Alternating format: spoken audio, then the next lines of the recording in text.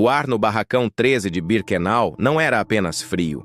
Era uma entidade densa e palpável, impregnada com o cheiro metálico de medo e o odor nauseante de desespero e crematório.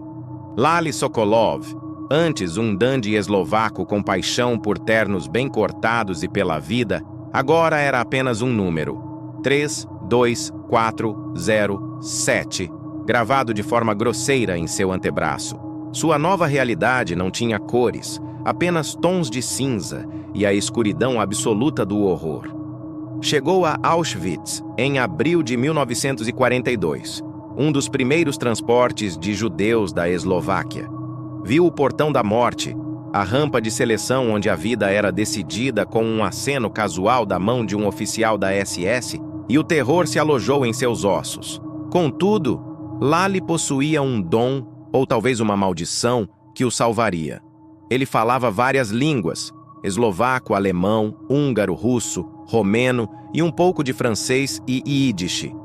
Após adoecer gravemente com tifo, uma doença que ceifava vidas no campo com a eficiência implacável da SS, ele foi resgatado e levado a um homem chamado Pepin. Pepin era um prisioneiro francês, o tatuador Tatovierer, oficial do campo. Era ele quem tinha a tarefa macabra de gravar os números nos braços dos recém-chegados, transformando seres humanos em inventário. "Você sabe contar 32407?" perguntou Pepin, tossindo sangue, com os olhos vidrados de febre. Lali assentiu, sua garganta seca. Pepin sabia que não duraria muito. Ele precisava de um sucessor, e viu em Leili uma centelha de vida teimosa. A partir desse dia, Leili foi treinado. O ato de tatuar era um ritual de desumanização, e Leili se tornou parte dele. Era um trabalho brutal, forçado, onde cada perfuração da agulha era uma ferida na alma. Mas era também uma posição de privilégio perigoso. Ele tinha direito a uma ração ligeiramente melhor, a lavar-se com mais frequência e, crucialmente, podia circular por partes do campo que outros prisioneiros jamais veriam. Tinha contato com oficiais da SS, o que lhe permitia, com sorte e suborno, mover-se pelas sombras. O tempo em Auschwitz-Birkenau se arrastava em uma eternidade de sofrimento. A cada novo transporte, Leili pegava a agulha, sentia o tremor da carne sob seus dedos e marcava. Ele tentava ser rápido, gentil, sussurrando palavras de conforto impossíveis. Ele tinha visto milhares de rostos, mas a maioria deles se dissolvia na massa de esgotamento e pavor. Então, em julho de 1942, chegou um transporte de mulheres. Elas eram forçadas a entrar, alinhadas para o mesmo processo de despersonalização. Lalé se preparou, a agulha em riste. Uma jovem mulher, com olhos castanhos enormes e assustados, se aproximou. Seu cabelo castanho claro estava amarrado de forma simples, mas a força na forma como ela olhava para a agulha o atingiu. Era um olhar de desafio mudo, de uma dignidade que o campo ainda não conseguira esmagar. Ela tremia. Leili pegou seu braço esquerdo, macio e limpo. O número que ele estava prestes a gravar era 4562. "É proibido chorar!" Ela sibilou em ídish, engolindo o soluço. Leili sentiu um choque. Não era apenas a beleza simples dela, mas a coragem em seu olhar, a determinação em sua voz fraca, que o atingiu como um raio em um céu sem estrelas. Era a primeira vez, desde que a guerra o engoliu, que ele sentia algo que não fosse medo ou desespero. Era vida. Era esperança.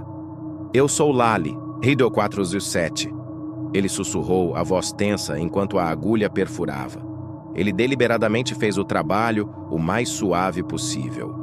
Ela respondeu em voz baixa, quase inaudível, mas com firmeza. "Gita." Leili nunca mais foi o mesmo. O simples ato de pronunciar seu nome, Gita, havia rasgado o tecido da escuridão. O número 4562, que ele tinha acabado de gravar, passou a ser o seu novo mantra, sua razão de existir. O tatuador, que marcava os outros para a morte, de repente encontrou sua própria marca de vida. Ele sabia que seria quase impossível. Auschwitz era um moedor de carne, E o campo feminino, distante e brutalmente vigiado, era um inferno ainda mais fechado. Mas Lally, o tatuador, estava determinado a encontrar aquela garota. Ele usaria seu privilégio para subornar guardas, passar mensagens secretas através de trabalhadores de construção e, acima de tudo, para garantir que Gita sobrevivesse ao horror que se desenrolava ao redor deles. O Hulk estava lançado. A missão de Lally, a história de amor improvável florescendo sob a sombra das chaminés de Auschwitz, estava apenas começando. Um testemunho da resiliência indomável do espírito humano contra a mais implacável das crueldades. A obsessão de Lally por Gita, a jovem dona do número 4562, tornou-se o combustível silencioso que o impedia de sucumbir.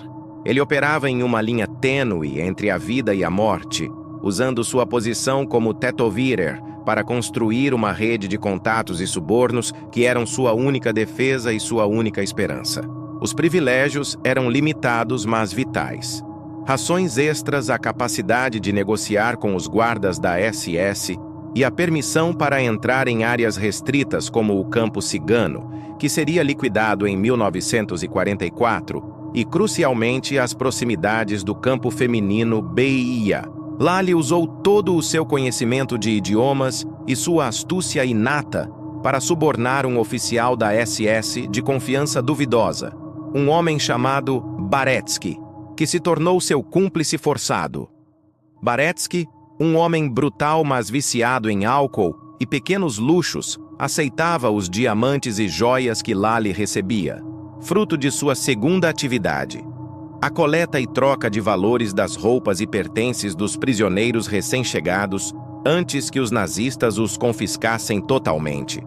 Era um jogo perigoso de alto risco. Se descoberto, o fuzilamento seria a única sentença, tanto para ele quanto para Gita. Através de Baretsky e de um funcionário do campo feminino, Lally começou a enviar para Gita e suas amigas, Silka, Ivana e outras, pequenos pacotes. Um pedaço de chocolate, uma linguiça salgada, um pedaço de pão extra. Migalhas de vida que valiam mais do que ouro em um lugar onde a fome era a arma mais eficaz. Mais importante do que a comida eram as mensagens que Leila anexava. Bilhetes minúsculos, escritos com a ponta de um lápis, prometendo que ele voltaria, garantindo que ela sobreviveria. Eram fragmentos de humanidade em um lugar projetado para esmagá-la. O primeiro encontro deles fora do ritual da tatuagem aconteceu sob a cobertura das casernas e cercas de arame farpado. Leila conseguiu organizar um breve, furtivo e desesperado encontro. A visão de Gita, magra e abatida, mas com seus olhos castanhos ainda irradiando uma força interior, reforçou sua determinação. Ele não podia salvá-la de Auschwitz, mas podia ajudá-la a viver através de Auschwitz. "Você tem que ser forte, Gita", ele a implorou, segurando seu braço marcado. "Prometa-me que vai comer tudo o que eu enviar. Prometa-me que vai viver por nós." Gita não chorou. Ela apenas olhou para ele, e nesse olhar estava o juramento de ambos. Ao longo de mais de 2 anos, Leila viveu em um estado de vigilância constante. Ele viu a câmara de gás em pleno funcionamento, testemunhou execuções sumárias e a cada dia lutava contra a doença e a exaustão. Ele era o tatuador, o homem que marcava as pessoas para a morte, mas secretamente ele era um agente de vida. Usou seu acesso para passar informações sobre os movimentos da SS, ajudou a contrabandear medicamentos e, em uma ocasião, quase foi pego tentando contrabandear dinamite para a resistência do campo, o Sonderkommando. A brutalidade de seu trabalho cobrava seu preço. Certa vez, Leila foi espancado por um oficial por ter dado a um prisioneiro idoso um trabalho mais leve. Ele foi deixado para morrer, mas o Dr. Mengele, o anjo da morte, que ocasionalmente visitava o bloco, tinha um interesse científico perverso nos tatuadores e sua técnica e ordenou que Lally fosse curado, pois era muito útil. A vida e a morte em Auschwitz dependiam de caprichos monstruosos. Com a aproximação do Exército Vermelho, no final de 1944, o pânico começou a se instalar entre os nazistas. Eles aceleraram a destruição das evidências de seus crimes. As câmaras de gás foram desmanteladas e os registros queimados. Os prisioneiros restantes, considerados segredos ambulantes, foram forçados a participar das infames marchas da morte. O coração de Layli se partiu ao saber que Gita havia sido incluída em um dos transportes de mulheres que partiam de Birkenau em direção ao oeste, sob a neve e o frio congelante. O medo era esmagador. Ele a havia mantido viva por 2 anos, apenas para perdê-la na estrada. Ele tentou desesperadamente descobrir o destino dela, mas ela se foi. Layli foi transferido para Mauthausen, outro campo de concentração na Áustria. A marcha da morte para Mauthausen foi um inferno de fome e dor, mas a promessa a Gita o impulsionou. Ele sobreviveu a Mauthausen e depois a um campo satélite. Em maio de 1945, as tropas americanas libertaram Layli. Ele estava esquelético e fraco, mas livre. A primeira coisa que ele fez foi se livrar de seu uniforme listrado e da mancha de seu número no braço, embora soubesse que a marca real estava em sua alma. A guerra havia terminado, mas a luta de Layli não. A Europa era um caos de refugiados. Ele voltou para sua cidade natal, Krompaschi, na Eslováquia, mas não encontrou Gita. Ela não estava lá. Layli, determinado, começou sua busca. Ele sabia o nome de solteira dela, Furman, e que ela era de Viena. Ele viajou para Bratislava, um importante ponto de passagem para os sobreviventes que tentavam voltar para casa. Sentado em uma praça, semanas depois, sentindo que a esperança estava quase esgotada, Layli teve uma ideia. Ele sabia que as pessoas que procuravam por parentes estavam se reunindo em um determinado local. Decidiu esperar no portão de entrada da cidade, em uma rua movimentada. Se Gita estivesse viva e voltando para a Eslováquia, ela teria que passar por ele. Ele esperou, dia após dia. E então, um dia, ele a viu.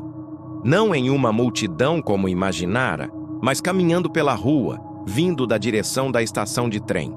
Magra, vestida com roupas surradas, mas indubitavelmente ela.